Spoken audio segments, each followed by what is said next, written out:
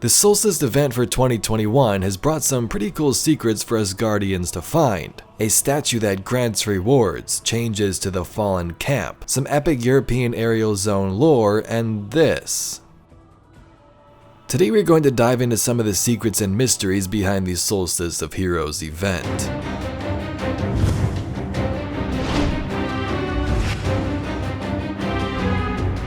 Alright, before we get into some of the Solstice and European Aerial Zone stuff, today happens to be Bungie Day.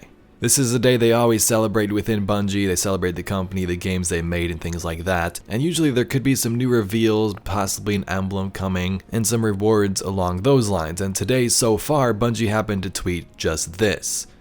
It says, "Survive the Truth August 24th, Destiny 2 Showcase." So this, of course, is going to be for Witch Queen, and this is super exciting. So we just have to wait just over a month to see what the heck's going on in the future of Destiny, and I guess we can start speculating now on what Survive the Truth means. There may be some more Bungie Day secrets throughout the day. If it's big enough, I may make another video, but let's jump right into the Solstice stuff. Our first change begins in the Fallen Camp. Now the Endless Night appears to be lifted in the city and the tower, but not here. This could just be a mistake, or perhaps the effects are still going away in terms of the lore. Maybe they're supposed to be completely gone by the end of the season.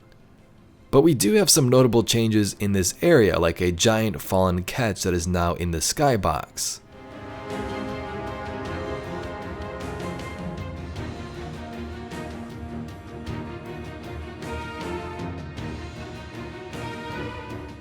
In the trailer, Mithrax called for a celebration, so either that was just for the trailer and just to hype up this event, or maybe we'll see him some point later.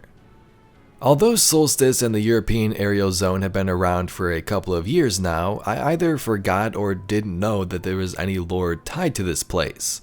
Was the Aerial Zone just a random place that we teleport to that didn't really exist and it was just for this event? Or was it canon, I guess, in the Destiny universe's lore itself?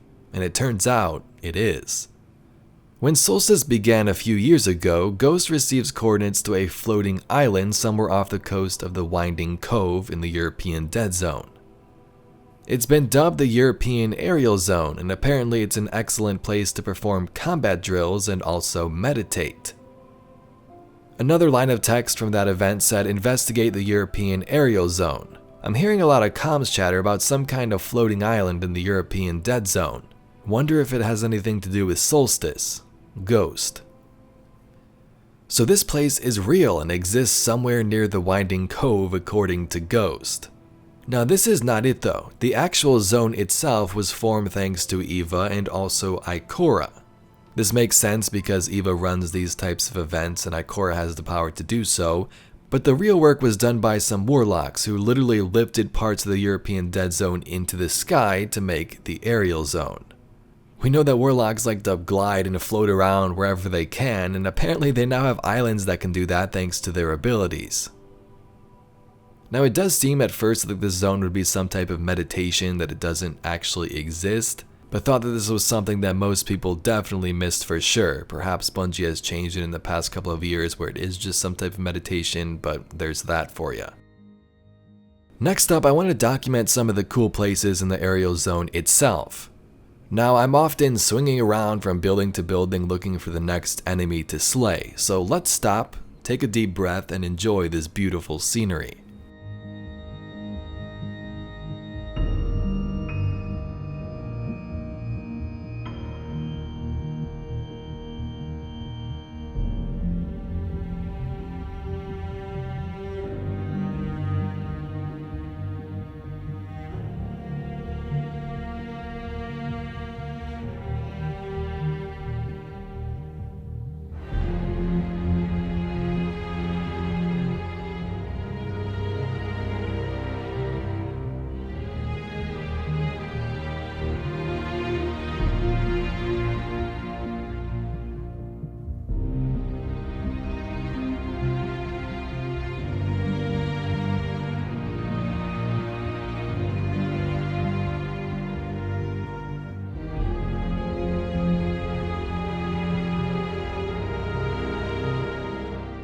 The European aerial zone is quite different. There's many opportunities for different types of movement, tons of nooks and crannies to explore, and it's just different compared to the windy, sectioned off European dead zone that we currently have. You can explore all these buildings, get on their roofs. It's just a huge open play space. Now, wherever this part of the EDZ was, if they did eject it into the sky, actually seemed like a cool little town. When you spawn in on the left side, there's a town courtyard over here with some apartment looking buildings. In the back you have this giant factory.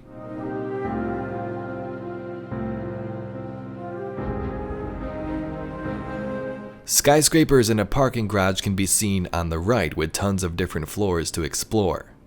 And there's also some cool little secret rooms that some of you may never know existed.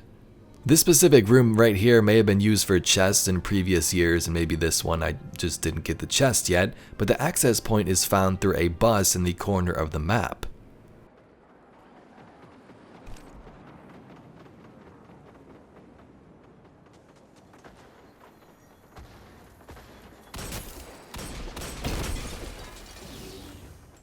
There is also a hidden cat statue under the map in a tunnel.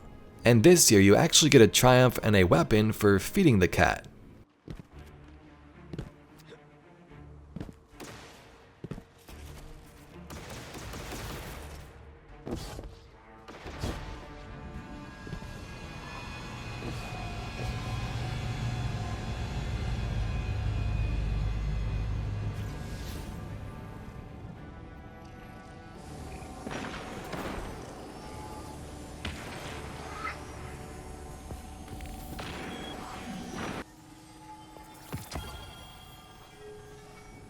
If you also look in this skybox in the distance, you can see other floating islands. Now, I never really looked out here, but it's actually really nice. It makes you wonder how big the aerial zone actually is and how many islands those warlocks lifted up into the skies.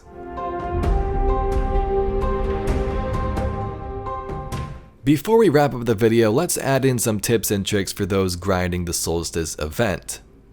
Now, in case you don't know how this works, first, of course, head to Eva and pick up the blue Solstice armor she gives you. The goal of this event is to level up 3 different tiers of armor. First, she'll give you the blue, then you'll get legendary, and then you upgrade the legendary to get a glow. Each armor piece will have an objective on it. For example, kill 200 fallen and complete 1 run of the aerial zone. Once you complete this full blue set, it'll upgrade to legendary like I said, and then you can upgrade the legendary to get your white armor glow. Now, the white armor glow is exclusive to this grind and this armor. You won't get any other colors unless you purchase the ornaments from Eververse. If you do happen to purchase those ornaments, the glow will change depending on which subclass you have on. So if you have solar on, it'll be more orange. If you have stasis, there's dark blue, and so on.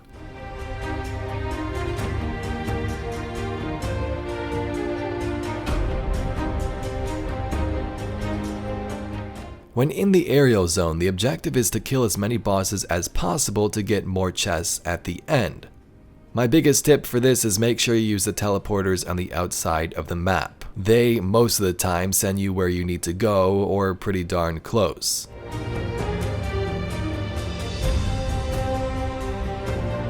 When you are grinding, try to be as efficient as possible. I know that sounds like a pretty bad tip, but make sure you work on multiple objectives at once. For patrol orbs and related challenges, one of the best places to farm is Sorrow's Harbor on the Moon with the Altar event. You can also head to the Blind Well or other farming locations of your choice to get these done, but Sorrow's Harbor can continuously go on, and it's pretty easy to farm some of those Hive Thrall. In some of the beginning steps, you are asked to do things like 3 lost sectors, 2 public events, collect orbs, and then a patrol. The cool thing is that all of these can be worked on at nearly the same time, so head into a patrol, say in the European Dead Zone, and get those done quickly. While you're doing all this, make sure you save some of your keys and packages you earn for when you get some of those future steps, because they'll ask you to open them, and you don't want to grind for more to have to wait and complete that step.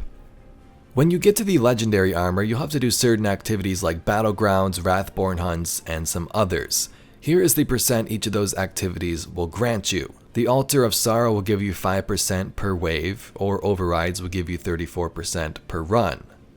And then you can do Blindwell Tier 4 one time to complete the other step, or Wrathborn Hunts 4 times.